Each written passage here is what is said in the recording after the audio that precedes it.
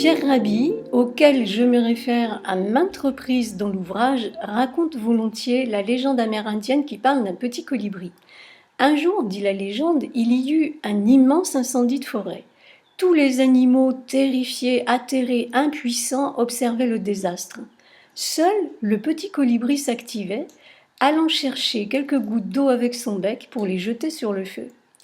Après un moment, le tatou, agacé par cette agitation dérisoire, lui dit « Colibri, tu n'es pas fou?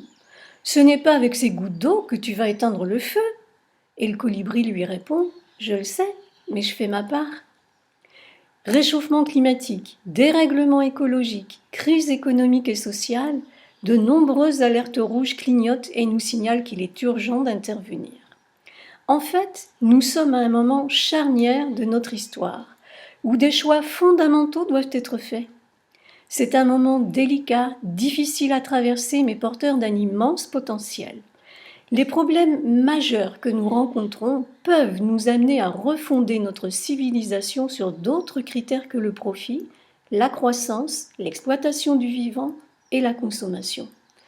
Comment concrétiser cette perspective? C'est précisément l'objet de ce livre, où chacun est invité à faire sa part pour que le monde change.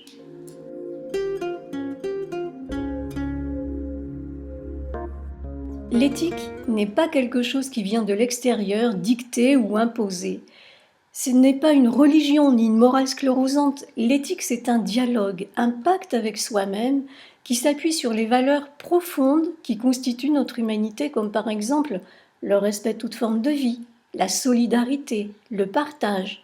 L'éthique, c'est donc quelque chose qui évolue au rythme de notre éveil de conscience.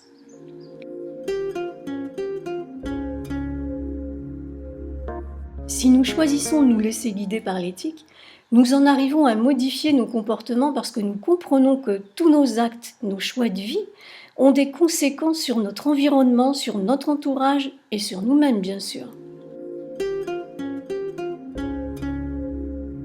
Le deuxième chapitre de l'ouvrage, intitulé « Nous sommes la solution », est entièrement consacré aux moyens que nous pouvons mettre en place pour exercer un choix de vie éthique. Pour nous aider à franchir en douceur et à notre rythme les étapes plus ou moins délicates d'un engagement éthique à la consommation, par exemple, je propose quelques suggestions à mettre en pratique avant de faire nos achats.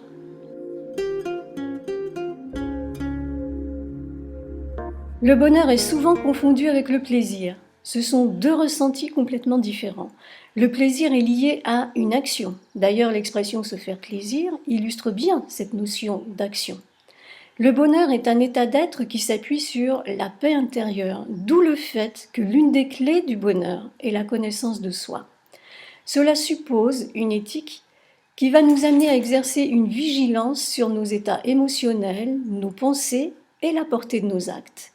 Connais-toi toi-même est l'un des volets du deuxième chapitre. Il n'est pas question ici de proposer une quelconque méthode de développement personnel, mais d'attirer l'attention du lecteur sur quelques points essentiels de la connaissance de soi.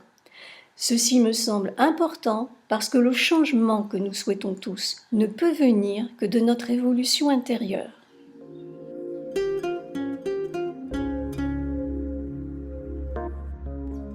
Vivre sans électricité, c'est toute une aventure qui a commencé en 2011.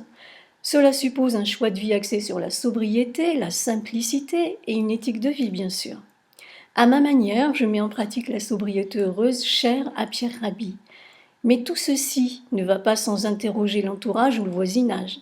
Je n'en dirai pas plus sur le sujet, je préfère laisser au lecteur le plaisir de la découverte.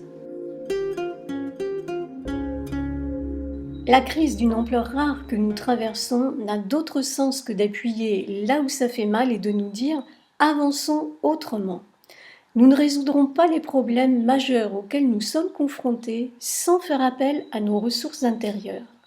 Une démarche d'intériorité, de décloisonnement de nos habitudes et d'ouverture spirituelle s'avère la solution la plus appropriée pour répondre à ces défis. Ce livre est donc un appel à la sagesse. C'est la seule forme de comportement que l'humanité n'a encore jamais expérimenté à grande échelle. Imaginez les conséquences si chacun de nous choisissait de brancher son GPS intérieur sur l'éthique. Ça changerait tout.